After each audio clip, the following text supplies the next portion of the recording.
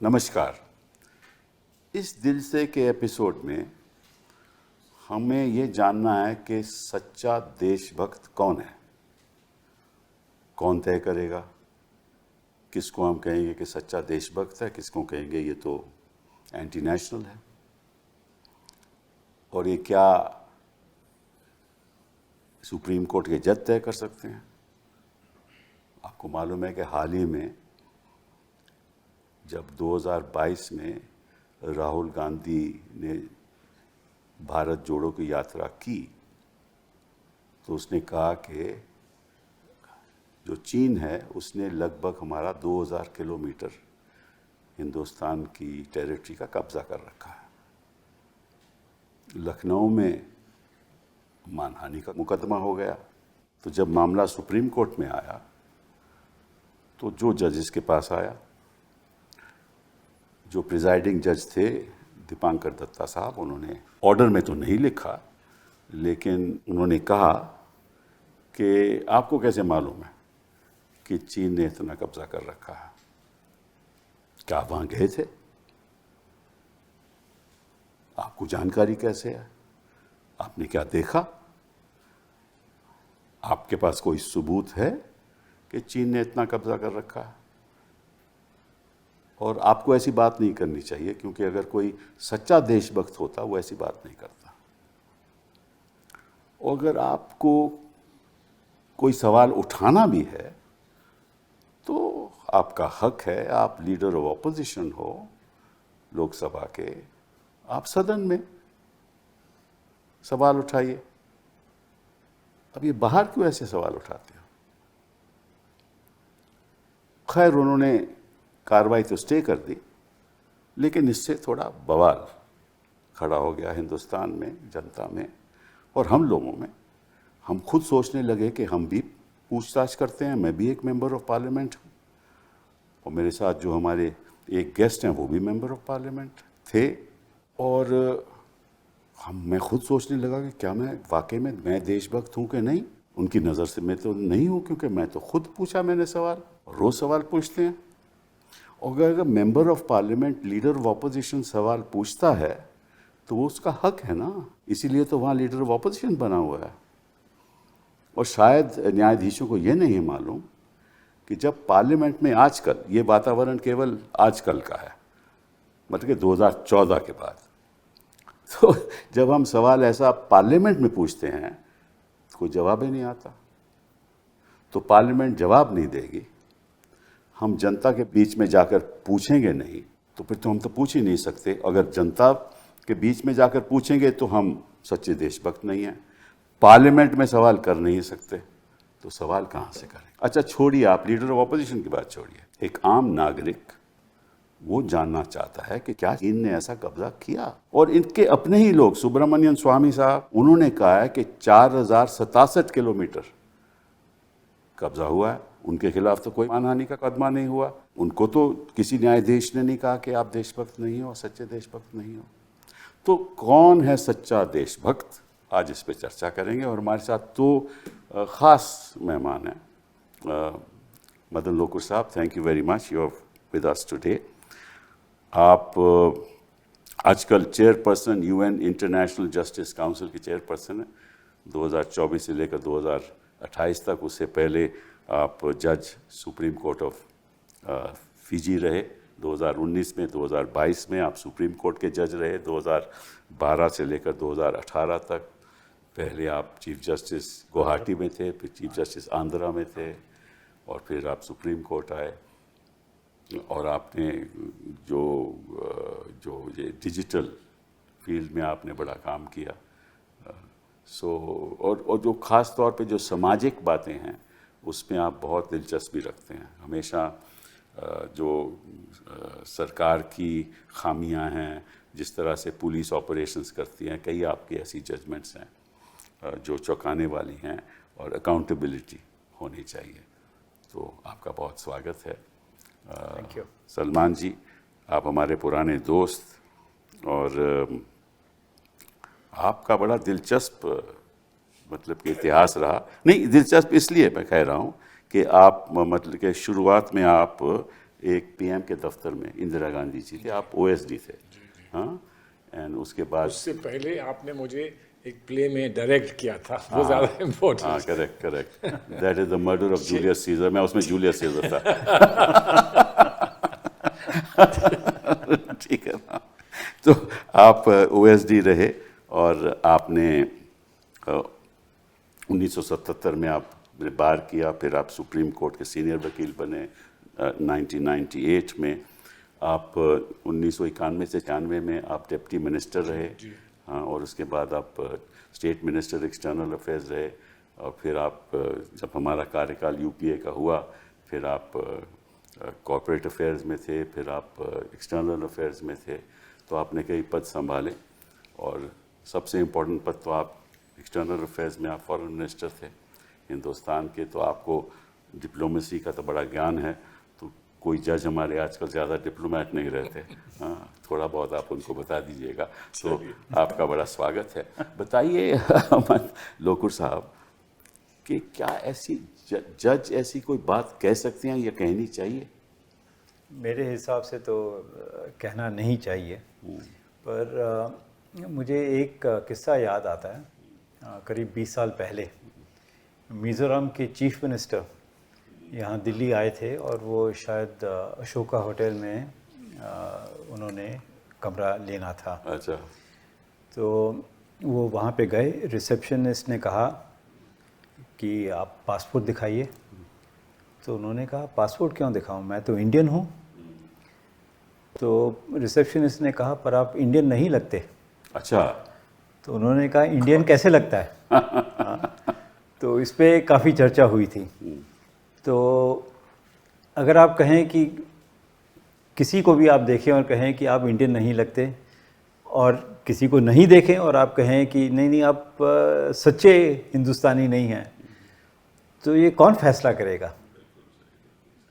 तो ये कहना कि you are not a true Indian will not say this, मेरे ख्याल ऐसे ही उन्होंने कहा। उन्होंने ऐसे ही कहा उन्होंने। हाँ, तो ये शायद ठीक नहीं है, बिल्कुल ठीक नहीं है।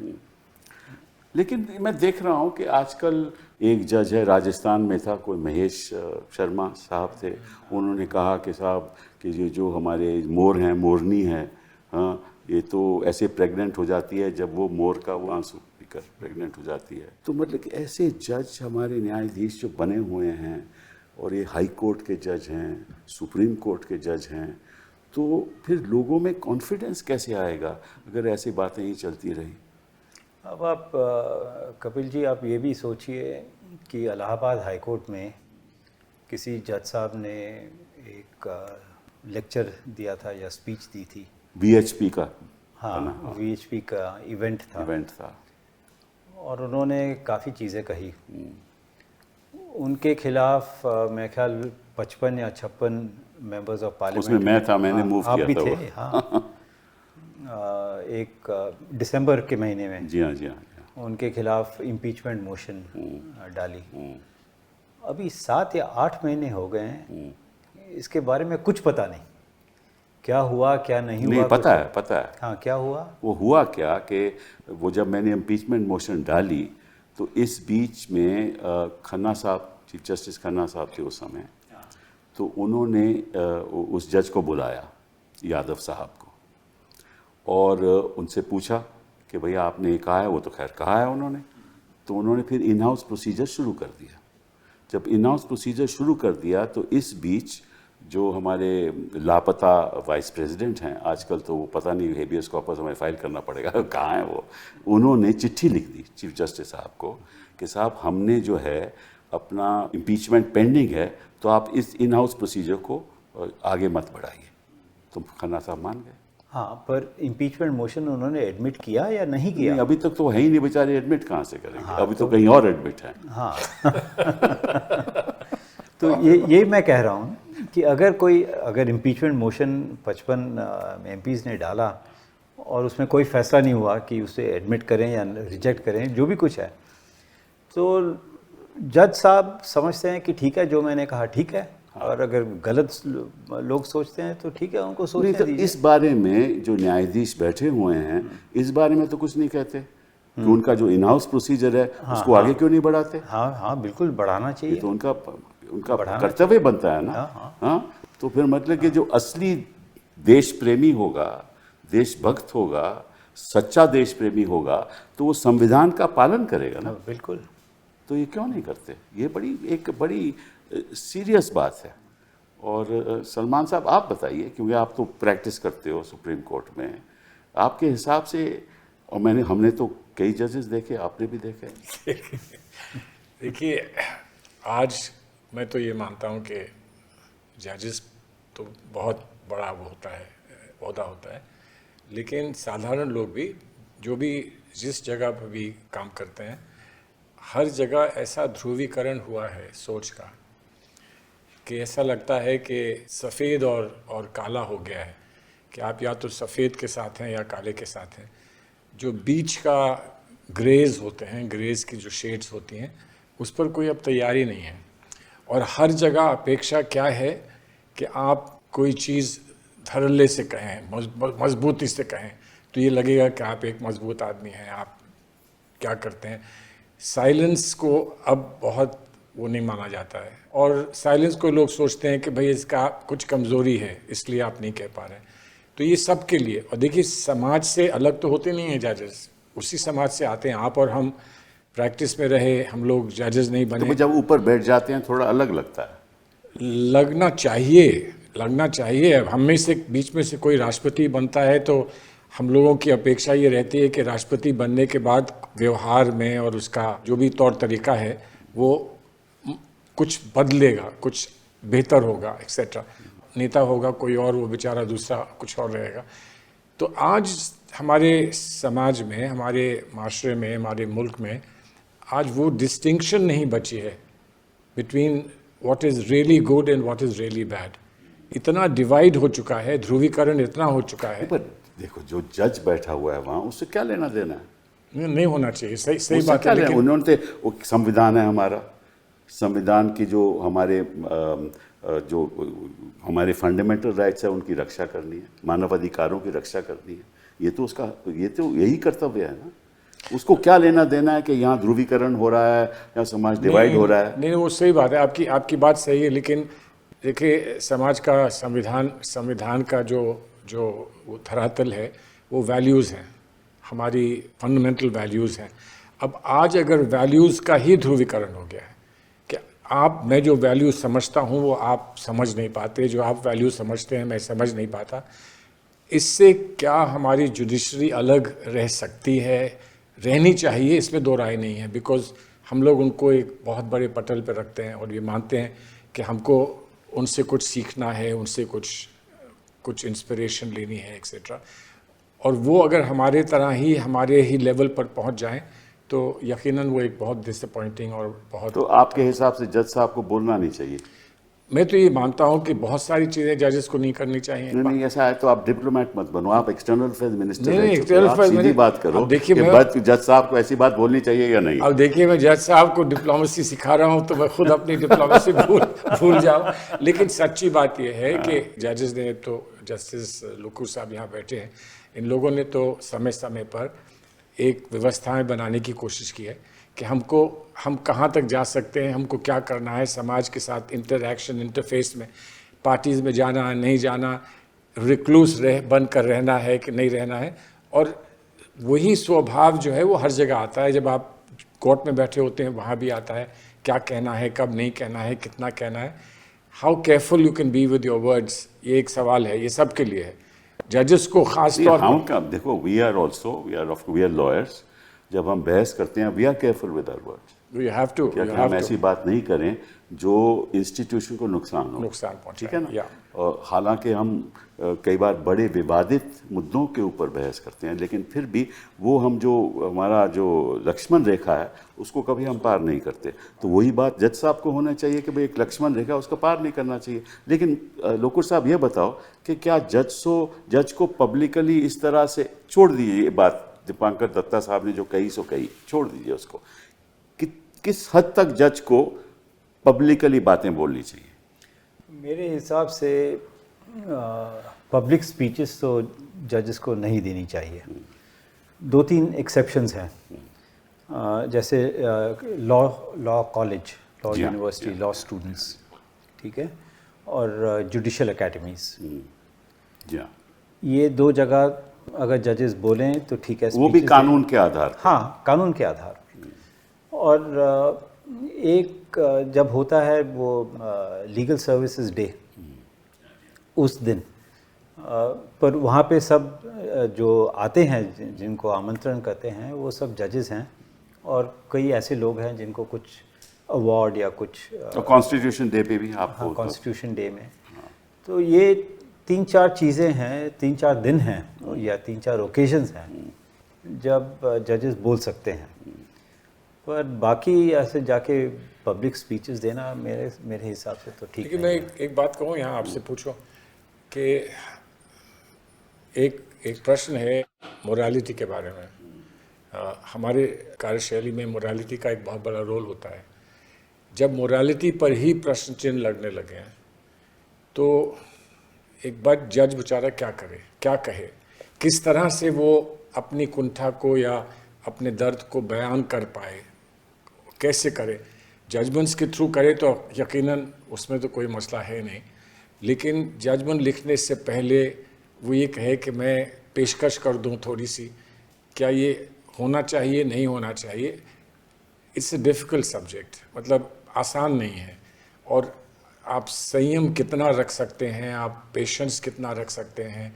नहीं, देखिए, जज का कर्तव्य, मेरे हिसाब से, मैं गलत भी हो सकता हूँ, जज का क्या कर्तव्य है? जज साहब के सामने एक मुकदमा आता है, मान लीजिए मुकदमा जिसमें एक तरफ सरकार है, दूसरी तरफ एक नागरिक है, एक सिटीज़न है, और मुकदमा चल रहा है, और सरकार थोड़ा सा अनजस्ट अपने फैसला करती है, ठीक है ना। तो जज को उस संदर्भ में तो कह सकते हैं कि भाई ये आपने गलत किया, या बड़ी ऐसी स्पीचेस बाहर हो रही हैं जैसे कि भाई बुलडोज़र चल रहे हैं, तो बुलडोज़र का मामला जज के सामने आ जाए तो जज साहब कह सकते हैं कि संविधान के अंतर्गत ऐसा काम नहीं होना चाहिए। वो तो जज को करना चाहिए, वो गलत बात नहीं है।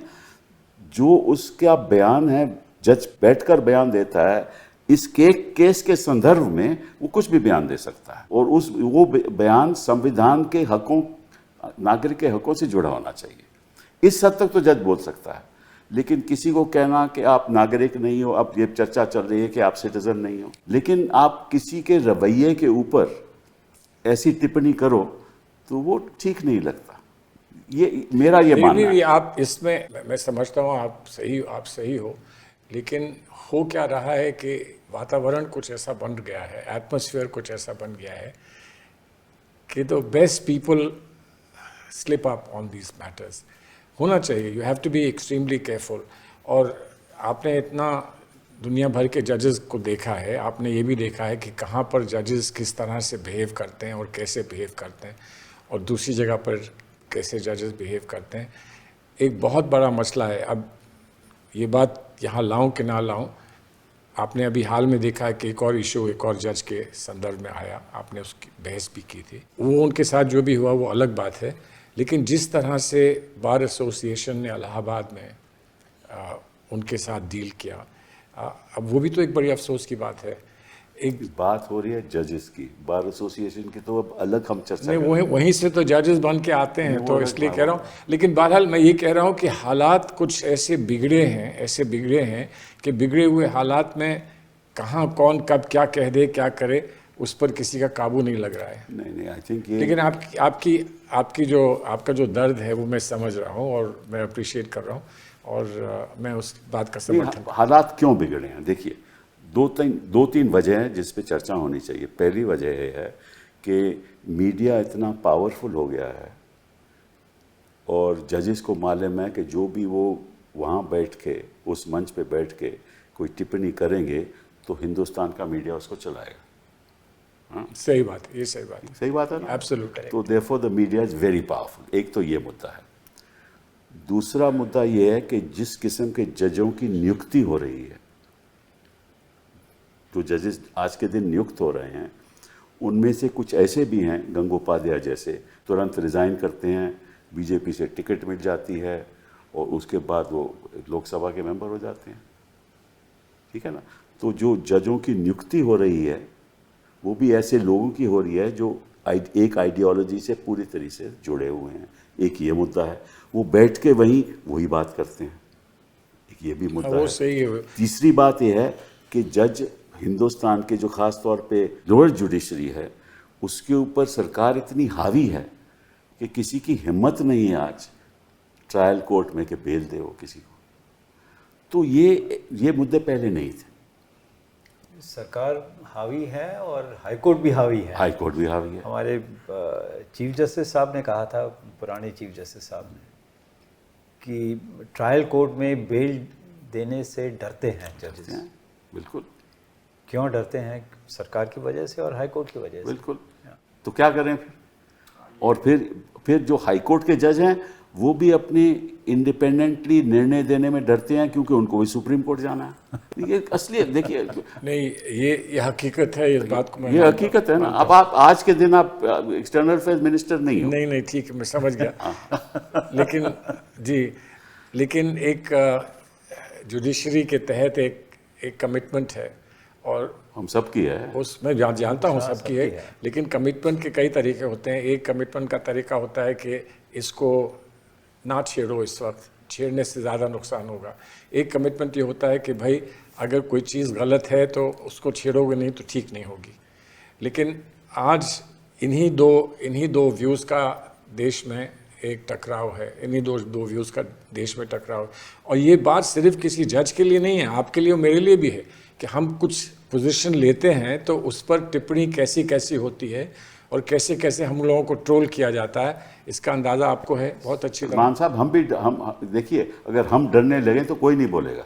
नहीं, डरने का सवाल नहीं है, डरना नहीं चाहिए। नहीं, लोग डरते हैं, जब से असलियत है वकील भी डरते हैं। Let us B clear. नहीं ठीक है, डरते हैं जी, हाँ डरते हैं ना। डरना नहीं चाहिए। वो कहते हैं नहीं, देखो वकीलों के मन में ये होता है कि मैं अगर जज के खिलाफ कुछ बोलूंगा तो मैं कल उन्हीं जजेस के सामने पेश होना पड़ेगा, तो मैं काहे को बोलूं। नहीं, शिष्टाचार भी तो होता है, कुछ शिष्टाचार भी होता है, डर नहीं होता। लेकिन एक आँख की शर्म भी तो होती है कि किसी के सामने आप किसी को बुरा कह दो, जबकि हो सकता है कि उसके दिल में क्या बात थी आपको ना मालूम हो। देखिए, वकील होते हुए आपको संविधान की रक्षा करनी है, आपको डरना नहीं है। नहीं वो और सही है। मेंबर ऑफ पार्लियामेंट होते हुए आपको इंस्टीट्यूशन की रक्षा करनी है। आपको अगर डरना पड़ेगा तो फिर आप काहे को मेंबर ऑफ पार्लियामेंट हो, काहे को आप वकील हो, और अगर आप जज होते हुए अगर ऐसी बात करोगे तो आप काहे को जज बैठे हो वहाँ।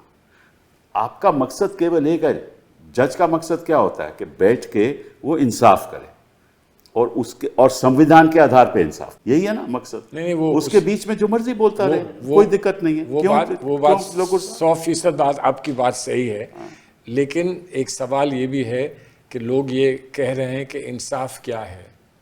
अरे यार, आप तो फिलॉसफी नहीं, लेकिन है ये एक मसला है। मैं इसलिए कह रहा हूँ कि एक जजमेंट लेकर हम कहीं बोलते हैं तो आप और हम एक बात कहते हैं कि ये जो है वो सही है, वहीं पर बैठा हुआ एक शख्स कहता है कि नहीं ये सही नहीं है, तो उसमें क्या गलत बात? तो जजमेंट तो आप एनालाइज कर सकते हो, ये तो हमारा हक है। वो तो जज भी कहते हैं कि once the judgment is out in the public domain, आप उसको ज़रूर उस पर चर्चा कीजिए। जैसे अभी रेफरेंस पे चर्चा होगी ना, जो रेफरेंस हो रहा है उस पर चर्चा होगी, तो चर्चा तो ठीक। लेकिन जब वैल्यूज़ का टकराव होता है, वैल्यूज की बात नहीं, किसी के ऊपर आप टिप्पणी करो इंडिविजुअल ना, वो सही है, वो नहीं करना। जैसे लोकुर साहब ने कहा कि आप कहते हो कि आप एक नागरिक नहीं हो, देश के सिटीजन नहीं हो, आप लगते नहीं हो देश के सिटीजन। ऐसा होता है, ऐसा होता तो वही है, तो लोकुर साहब कह रहे थे। ऐसा होता है, लेकिन ऐसा नहीं होना भी चाहिए। लेकिन ऐसा क्यों हो रहा है आज के ज़माने में? सब जानते हैं क्यों हो रहा है। सब जानते हैं क्यों हो रहा है। चलिए, लोकुर साहब को ये जवाब देने दूंगा। नहीं, आपने भी एक बार, ओनली वंस, आपने भी एक मुद्दा उठाया था पब्लिकली, बिकॉज आपके मन में दर्द था कि जो हो रहा है वो गलत हो रहा है। लेकिन अदरवाइज आप तो कभी पब्लिक में गए ही नहीं ऐसे, एक्सेप्ट इन दी जुडिशियल अकेडमी करते थे। तो वो सही है, वो सही है। हाँ, वो आप जनवरी 2018 की बात कर रहे हैं। बिल्कुल। उसके पहले 3-4 महीने या 2-3 महीने जो भी कुछ है, काफ़ी चर्चा हो रही थी क्या हो रहा है सुप्रीम कोर्ट में, जी हाँ, जी हाँ। किस टाइप के केसेस किसके पास जा रहे हैं और क्यों जा रहे हैं। और हमने बातचीत की थी चीफ जस्टिस साहब, पर उसका कोई देयर वाज नो इफेक्ट। तो इसलिए हमें लोगों को बताना पड़ा कि जो हो रहा है संविधान के तहत नहीं हो रहा है, तो बोलना पड़ा। बट अदरवाइज़ मेरे हिसाब से बाकी जो स्पीचेस देते हैं इधर उधर जाके, वैसे नहीं करना चाहिए। और उसका एक और प्रॉब्लम ये हो जाता है कि अगर कोई जज किसी चीज़ के बारे में बात करे और उस टाइप की केस उनकी कोर्ट में आ जाए, जी हाँ, तो क्या होगा। बिल्कुल सही। वकील कह सकते हैं कि भाई आपने तो अपने विचार बता दिए थे, दुनिया को बता दिए थे, अब क्या सुनेंगे ये केस। ये अक्सर होता है। हाँ, होता है। हाँ, और दुष्यंत दवे साहब जिन्होंने आज हमारे साथ होना था, अनफॉर्चुनेटली नहीं आ पाए, लेकिन वो तो बेबाकी से बोलते हैं ये बात। नहीं, वो कहते हैं भाई वो हाँ, ठीक है ना, हैट्स ऑफ टू हिम। तो हैट्स ऑफ टू हिम, क्योंकि कुछ तो हमारे लोग आज के दिन भी हैं। It is sad that he is no longer decided to practice, but there are people, और ऐसा होना चाहिए, क्योंकि अगर हम नहीं कहेंगे ना सलमान साहब, तो कोई आगे बात बढ़ेगी ही नहीं।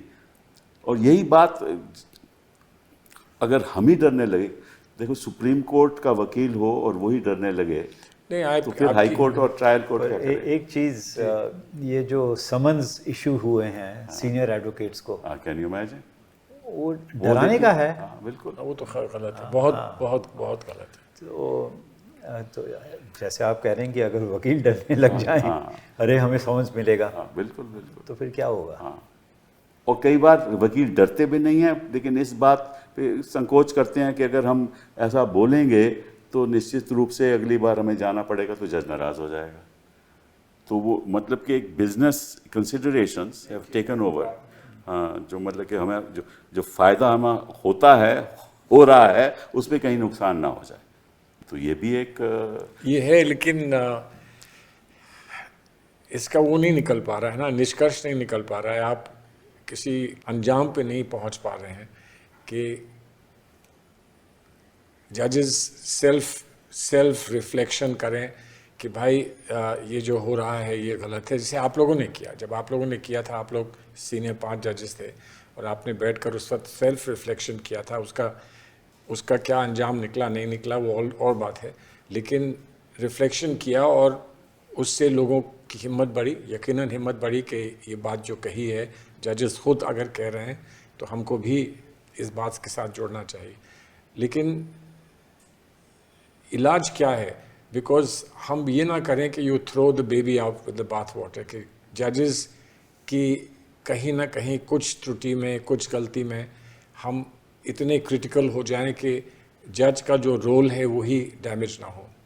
तो इसलिए तो कैसा आपके हिसाब से क्या होना चाहिए, जरा इसको आगे बढ़ाते हैं। सच्ची बात यह है कि हमें चुप रहना चाहिए? नहीं, चुप नहीं रहना चाहिए। तो फिर लेकिन एक डायलॉग रहना चाहिए कैसे डायलॉग जजेस के साथ। आप जैसे आप बार के लीडर भी हैं, आपकी तरफ से, आपके साथ और लोगों की तरफ से एक संदेश जाना चाहिए कि साहब कुछ कहना है, हमें आपसे कुछ बात करनी है। किससे संदेश करें, किससे संदेश? जिस जज से भी आपको इस किस्म की शिकायत महसूस हुई है, आप उनसे संदेश करें, बात करें, उनसे बात करें। हो सकता है कि उनके पास कोई जवाब मिले, हो सकता है। कितने जजों के पास हम जाएंगे, तो रोज ना रोज कुछ ना कुछ होता रहता है। नहीं, तो अब जब हमने ये और फिर वो पर्सनली आपको मिले नहीं मिले, वो कोशिश तो करें ना, अदरवाइज नहीं। हमने तो बड़ी कोशिशें की हैं, आज के दिन की बात थोड़ी ना। नहीं, मैं जानता हूँ आपने की है, लेकिन उसमें आपको कामयाबी भी मिली है। कोई कामयाबी नहीं मिली। इसमें एक प्रॉब्लम है, आपको बताऊं। देखिए let us talk about simple thing like appointment of a जज टू द सुप्रीम कोर्ट। छोटी सी बात ले लें, तो कुछ आपको मालूम है। अब ये रवैया ये रहा है कि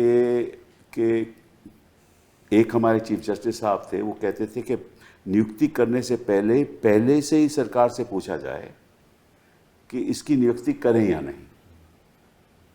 अब किससे चर्चा करें हम ये बात? हमें मालूम है ये बात, ये एक रवैया है। तो उसका मतलब ये होता है कि एक जज उनका, 2 आपके, या 2 उनके 1 आपका। तो ऐसे तो ये बात नहीं चलेगी। ये सारा इंस्टीट्यूशनल फ्रेमवर्क ही पकड़ा। आप बताइए लोकू साहब, ये सही है कि नहीं? हाँ, नहीं, what you are saying is correct, exactly. पर ऐसे बिल्कुल it's completely out of the question. Exactly. अच्छा, हमने एक स्पेशल बेंच बैठा हुआ था जिसमें कौल साहब प्रिजाइड कर रहे थे। वो रूप पूछते थे कि आप जजों की नियुक्ति क्यों नहीं करते, इतने आपके पास नाम गए हुए हैं, आप उस पर बैठे हुए हो। अच्छा, वो जज बैठते ही नहीं, आप किससे बात करें? वो बेंच नहीं बैठता उसके बाद, जब से कौल साहब रिटायर हुए हैं, किससे बात करें? आप कहते हैं ना कि भाई बातचीत होनी चाहिए, उनको कहना चाहिए, किससे बोलें? और अगर आपकी हेट स्पीचेस होती हैं और लोग ऐसी ऐसी भद्दी बातें करते हैं, ठीक है ना, हम कोर्ट में जाते हैं, वो कहते हैं हम क्या कर सकते हैं, फिर क्या करें बताइए, किससे किससे बात करें? तो ये जो आप कह रहे हो ये बड़ी अच्छी बात है। ये मतलब कि अगर मैं डिप्लोमेट होता तो ऐसे ही करता, लेकिन मैं डिप्लोमेट हूँ नहीं। मैं कह रहा हूँ, देखिए डेमोक्रेसी में संवाद का एक बहुत बड़ा रोल होता है, और संवाद क्या संभव है कि नहीं है, अब आपको लग रहा है कि नहीं, मेरे नहीं लग रहा, मैं आपको वास्तविकता बता रहा हूँ। I am not saying. नहीं, तो एक्सपीरियंस से आप कह रहे हैं, आप अनुभव से कह रहे हैं कि ऐसा नहीं हो पाता है, हो नहीं रहा, कोई स्पेस नहीं है। तो ये स्पेस है। जिस तरह से आप यहाँ बैठकर ये बात कर रहे हैं, इसके बाद आप अगर संदेश दें किसी को, अगर मुझे डर लगे कि मैं दत्ता साहब के बारे में बात कर रहा हूँ, नहीं कोई भी जज हो, और मुझे कोई रिलीफ नहीं मिलेगा, तो मैं बात नहीं करूंगा ना, क्योंकि मुझे किसी एक व्यक्ति के साथ कुछ नहीं है। हमें जो लगाव है वो इंस्टीट्यूशन के साथ, वो इंस्टीट्यूशन से है। लोकुर साहब के पास वही लगाव है, आपका भी वही लगाव है। अगर हम बात करते हैं तो इंस्टीट्यूशन की करते हैं, हमें कोई किसी से सभी जजें हमारे लिए प्रिय हैं, कोई दिक्कत नहीं है, और हम किसी के खिलाफ कभी कुछ बोलेंगे भी नहीं। लेकिन एक ऐसा रवैया सा बन गया है कि आज वहाँ बैठकर आप कुछ भी कह सकते हो। अच्छा, और आपको बात बताते हैं, अब ये मैं आपको सच बात बता रहा हूँ, वाकई में मुझे कई बार ऐसा लगता है कि ये केस इसके आगे लगा तो मुझे कुछ नहीं मिलने वाला, नहीं, और इसके आगे लगा तो शायद कुछ रिलीफ मिल जाए। ये बात तो आम है, आम है ना, सब लोग ये क्यों है? ऐसा नहीं होना चाहिए। क्यों होता है? राइट, ऐसा नहीं होना चाहिए। लेकिन मैं ये कह रहा हूँ कि इससे पहले कोई ऐसी व्यवहार की बात, कोई ऐसी विचार की बात जो हमको लगे या काफ़ी लोगों को ये लगे कि ये सही नहीं है, अच्छा नहीं है, उसमें कोई जो जज बैठा हुआ है उससे संवाद का क्या बिल्कुल कोई अपॉर्चुनिटी नहीं है कि आप उनसे कहें कि हम 4-5 लोग आके आपसे मिलना चाहते हैं, आपसे कुछ कहना चाहते हैं। कोई वकील तैयार नहीं है। और आप यहाँ की बात कर रहे हो, ये जो हमारा जो वकील भी हैं वो भी डिवाइडेड हैं। नहीं, वो भी पॉलिटिसाइज हो गए, ये रियलिटी है ना, वो भी पॉलिटिसाइज हो रहे हैं। अच्छा, कौन डेलीगेशन लेकर जाएगा, ये भी एक सवाल उठता है। उसकी अनुमति कौन देगा, ये भी सवाल उठता है। प्रेसिडेंट ऑफ द बार कहेगा कि साहब आप कौन होते हो जाने, आपको किसने हक दिया ये जाने। लोकुर साहब से ये पूछिए कि इनके करियर में कभी ना कभी किसी न किसी ने ये कहा होगा कि लोकुर साहब हम आपसे आके मिलकर कुछ कहना पूछ लें, आप पूछ लें। आप मिलते होंगे, मतलब वन नहीं, वकीलों से मिलते हैं, तो ये मैं ऐसे नहीं, पर ऐसे नहीं जैसे आप बोल रहे हो, मुझे पता है कि कोई कंप्लेंट है किसी जज के खिलाफ, ऐसे तो जहाँ तक मुझे याद है कभी हुआ नहीं है। डिस्ट्रिक्ट कोर्ट के जज के खिलाफ कोई कंप्लेंट है तो बार एसोसिएशन ने कंप्लेंट की है, president of the bar association. हाँ, नहीं, मैं किसी की कंप्लेंट की बात नहीं कर रहा हूँ। हाँ, मैं कह रहा हूँ कि आपको किसी से शिकायत है और आपके दिल में कोई बात है और आप जाकर उनसे मिलकर ये कहना चाहें कि हम 2-3 लोग हैं, हम कुछ कहना चाहते हैं आपसे, प्लीज़ हम आपसे कहना चाहते हैं। अभी मैं आपसे एक थोड़ी सी हटकर एक बात छेड़ूं। बहुत सारे लोग आजकल आपसे भी बात करते होंगे, बहुत लोग हमसे भी कहते हैं कि एक सिविलाइजेशनल डायलॉग करिए। वो लोग जिनको आप बिल्कुल पसंद नहीं करते हैं और जो लोग आपको नहीं पसंद करते हैं, वहाँ से एक पेशकश हुई है कि हम लोग बात क्यों नहीं करते हैं, मिलकर बात क्यों नहीं करते, why can't we come together. बहुत सारे लोगों ने कहा कि हमको कोशिश करनी चाहिए, बहुत लोगों ने कहा कि इसका कोई फ़ायदा नहीं है, इट्स वेस्ट ऑफ टाइम। तो इसलिए अगर बार की लीडर्स ये कोशिश करें कि जिन जजेस के साथ, और ये अक्सर हुआ है, कभी कभी जजेस जो बहुत जिनकी रवैया नागवार गुजरता है, उससे जाके मिल के आप लोग ने कितनी दफ़ा कुछ ना कुछ परिवर्तन आप लोग कर पाए हैं। और जजेस ने ये कहा है कि नहीं आप गलत समझे हैं, मुझे मेरा ये नहीं, हम तो जो कहते हैं कोर्ट में कहते हैं, अदरवाइज हम कहते हैं नहीं कोर्ट में कहते हैं, लेकिन आप लोग चेम्बर्स में जाते हैं, मिलते हैं। नहीं मुझे मैं आपको चलिए छोड़िए इस बात को, मैं let us talk about the future कि अगर आपको इसमें बदलाव लाना है तो निश्चित रूप से बार और बेंच के साथ एक क्लोज डोर संवाद होना चाहिए। बेशक ठीक है ना, बिल्कुल। जिसमें जजेस को सुनना चाहिए कि खामियां क्या हैं। जैसे हम सिस्टम को, जैसे एसएलपी कैसे फाइल होनी चाहिए, क्या क्या होना चाहिए, होता है संवाद उसमें, लेकिन इंस्टीट्यूशनल संवाद नहीं कभी होता। ठीक है ना, वो होना चाहिए और उसके लिए जो भी चीफ जस्टिस है उसको तैयार होना चाहिए। अब प्रॉब्लम ये है कि हर एक देखिए हम सब इंसान हैं, हाँ? और थॉमस जेफरसन ने कहा था कि ये जो लोग हैं ये भी ऑर्डिनरी लोग हैं, ये जज बन गए हैं, लेकिन इनकी भावनाएं भी तो वही हैं, इनकी आकांक्षाएं भी तो वही हैं जो हमारी हैं और आपकी हैं, ठीक है ना, इनकी एम्बिशंस भी हैं। तो वो बीच में बातें आ जाती हैं। जो यहाँ बैठे हुए हैं, जहाँ कई चीफ जस्टिस हैं, किसको रेकमेंड करेंगे, ये भी एक बात आती है। तो अगर आप सारा एनालाइज करो तो इसमें लगेगा आपको कि वो जो ऑब्जेक्टिव इंस्टीट्यूशनल डिसीजन मेकिंग होनी चाहिए वो नहीं होती। देखिए मैं एक बात आपसे पूछूं, जब डिसीजंस होते हैं और फुल कोर्ट आपस में बैठ के फैसले करते हैं कि हमको कुछ करना है, तो उसमें डिफरेंसेस ऑफ ओपिनियन तो होते ही हैं।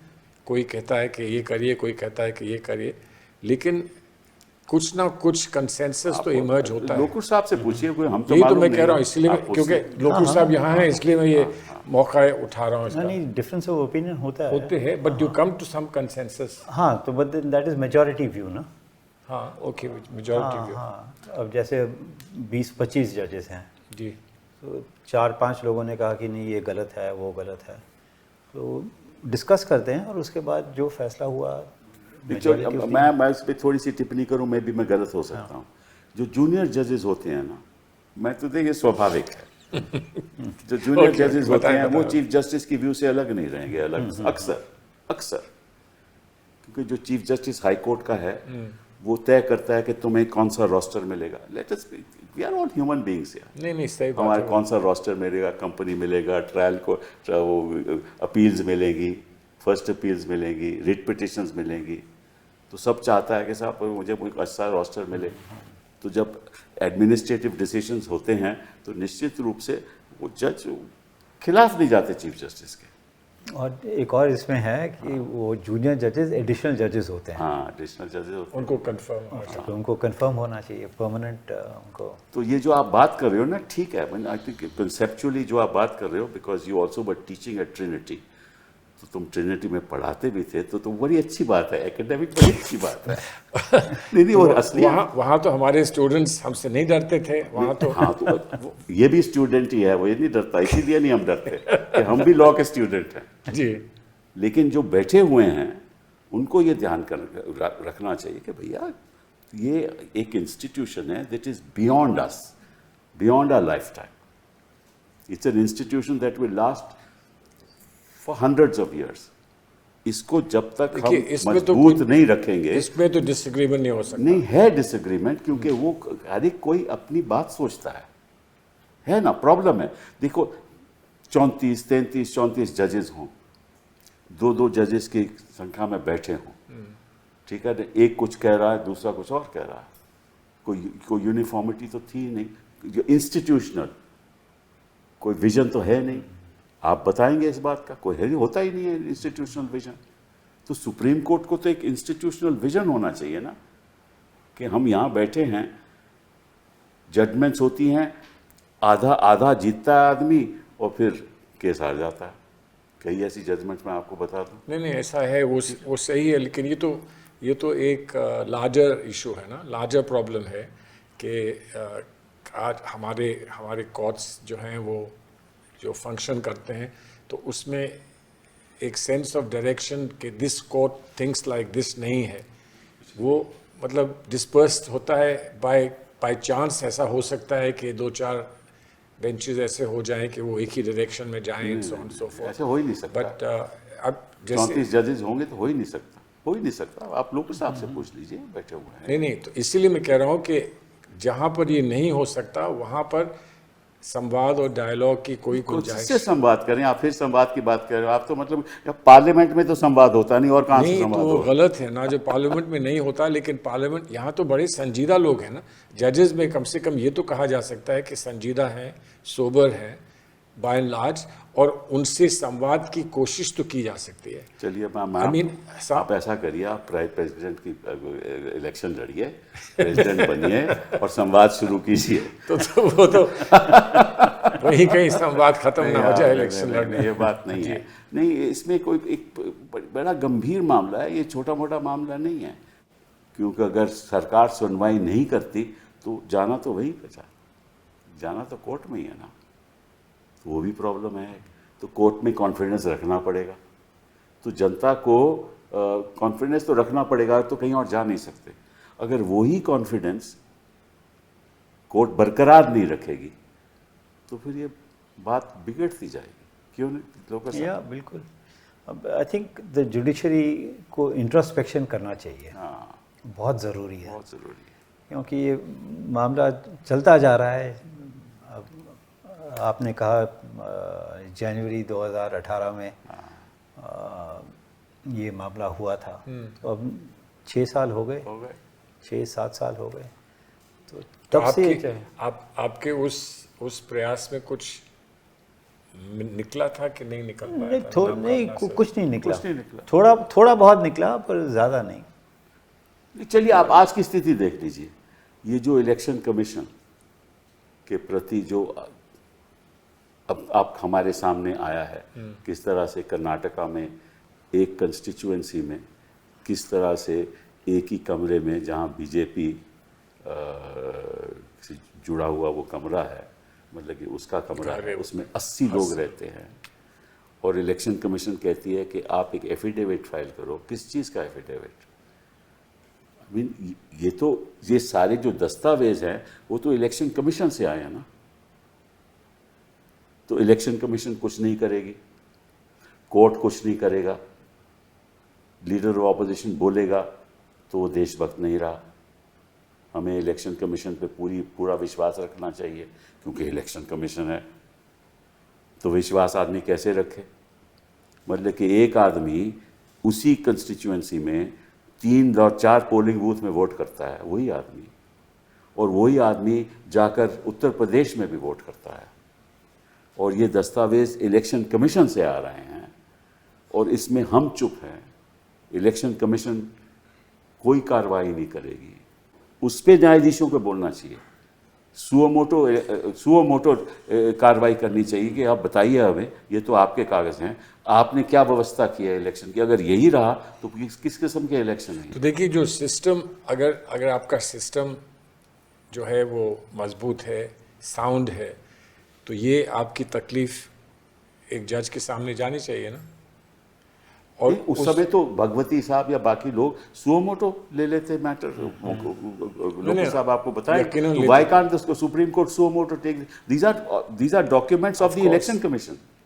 ऑफ कोर्स, लेकिन मैं जिस बात पे आ रहा था वो ये था कि सुओ मोटो लें या उनके सामने आना चाहिए, और कोई जज इन सब चीज़ों को देखते हुए फैसला करे तो उसको ये नहीं लगना चाहिए कि मैं ये फैसला करूँगा तो मैं फलां पार्टी को नुकसान पहुँचाऊँगा, या मैं जिस पार्टी में कभी था, पार्टी से क्या लेना देना? यही तो मैं कह रहा हूँ। तो उसको ऐसा नहीं सोचना चाहिए कि तो ये ऐसी बातें क्यों नहीं होती? इससे कई बार हो चुका है।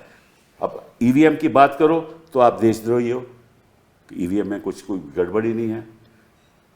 हम कहें कि साहब अच्छा ठीक है, आप वीवीपैट की उसकी अलाइनमेंट कर दो, वो भी हम नहीं करेंगे। तो मतलब कि जाए कहाँ आदमी?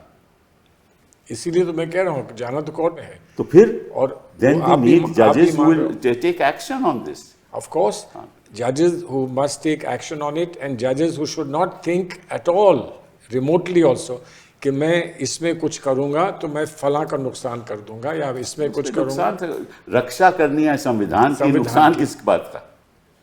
नहीं रक्षा नहीं, तो संविधान की है ना। इसलिए कह रहा हूँ, रक्षा करने में मुझे ये नहीं सोचना चाहिए कि मैं इसका नुकसान करूंगा या उसका नुकसान, वो नहीं सोचना चाहिए। लेकिन ये जो ये एक आपके हिसाब से सोचते हैं ये? नहीं, मैं कह रहा हूँ नहीं सोचना चाहिए। मैं आपसे कह रहा हूँ चलिए कुछ संवाद करें इनसे, तो आप कह रहे हो संवाद नहीं आप तो मुमकिन होगा। मतलब I think diplomacy runs through your veins. अरे बाप,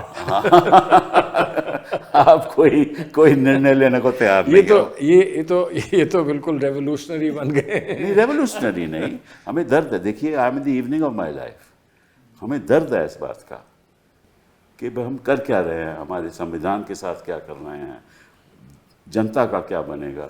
अगर इलेक्शन कमीशन सच्चाई में कुछ काम करना चाहती तो तुरंत एफआईआर होती, क्रिमिनल इन्वेस्टिगेशन होती कि कौन कौन ये सब कर रहे हैं, कौन अधिकारी इन्वॉल्व है इसमें, कौन लोग इन्वॉल्व हैं इसमें। सब चुप है, सब संस्थाएं चुप हैं, और जो बोलेगा वो देशद्रोही है। ये प्रॉब्लम है। तो आप भी देशद्रोही, मैं भी देशद्रोही, लोकुर साहब भी देशद्रोही। तो सच्चा भक्त कौन है, इसी चर्चा इसी पे ख़त्म करते हैं। अब पूछेंगे हम किसी दिन कि बता दीजिए कौन है सच्चा देशभक्त। बहुत बहुत चलिए, बहुत अच्छा, बहुत